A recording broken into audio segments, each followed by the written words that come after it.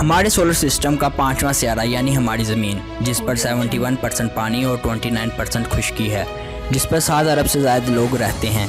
लेकिन कभी आपने ये सोचा है हमारी ज़मीन पर पानी कहाँ से आया और हमारी ज़मीन कैसे बनी? नहीं ना? तो बेफिक्र हो जाएं, ये अमेजिंग इन्फॉर्मेशन आप जानेंगे इस वीडियो में। लेकिन उससे पहले चैनल पर नए आने वाले दोस्तों से गुजारिश है कि हमारे इस मुनफरिद चैनल को सब्सक्राइब करें और बेल आइकन पर ज़रूर क्लिक करें ताकि नई आने वाली वीडियोज़ आप तक बआसानी पहुँच सकें। अस्सलाम वालेकुम दोस्तों, मैं हूं मोहम्मद फ़ाइक और आप देख रहे हैं इन्फोवेव्स। दोस्तों, आज से तकरीबन 4.5 अरब साल पहले सूरज बना। उस वक्त सूरज के गिर्द बहुत ज़्यादा मेट्रॉइड्स घूम रहे थे। ग्रेविटेशन फोर्स की वजह से ये मेट्रॉइड्स आपस में जुड़ने लगे और एक गोले की शक्ल अख्तियार कर गए। ये गोला हमारी ज़मीन है जो सूरज की तरह बहुत ज़्यादा गर्म है, जिसका टेम्परेचर उस वक्त 1200 सेल्सियस था। उस वक्त ज़मीन पर मेट्रॉइड और एस्ट्रॉइड्स की बारिश हो रही थी।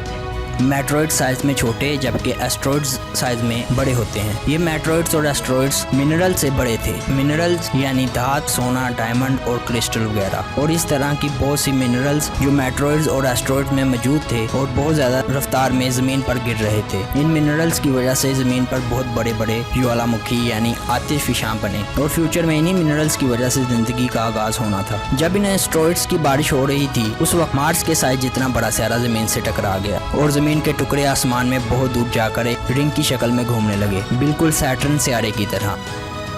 और वक्त के साथ साथ रिंग के ये टुकड़े आपस में जुड़ने लगे और जिसकी वजह से हमारा चांद वजूद में आया। उस वक्त चांद जमीन के बहुत करीब था, जिसकी ग्रेविटी की वजह से जमीन पर लावे की बहुत बड़ी बड़ी नदियां बन रही थी। आज ज़मीन पर एक दिन 24 घंटे के बराबर है, लेकिन उस वक्त चांद के करीब होने की वजह से ज़मीन बहुत तेज़ी से रोटेट कर रही थी। इसी वजह से ज़मीन पर एक दिन 6 घंटे के बराबर था और फिर आहिस्ता आहिस्ता चांद ज़मीन से दूर हटता गया और ज़मीन के घूमने की रफ्तार कम हुई और वक्त के साथ साथ एस्ट्रॉइड्स की बारिश भी थमने लगी। लेकिन ज़मीन अभी बहुत गर्म थी।